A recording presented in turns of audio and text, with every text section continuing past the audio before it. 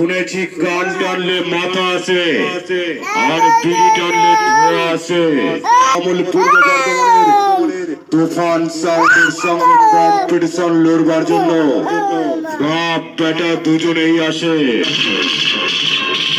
বাপ বেটা দুটোকেই এমন বেশ মারবো, জন্মদিনের বার্থডে কেক নয়, শ্রাদ্ধের লুচি খাইয়ে বাড়ি পাঠাবো রে সালা। তুফান সাউন্ড প্রোপাইটার রমজান শেখ।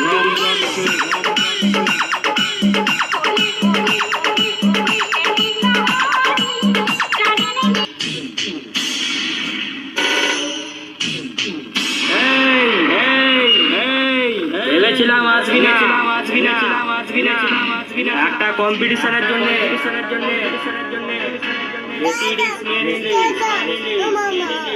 চিন্তা করিস না।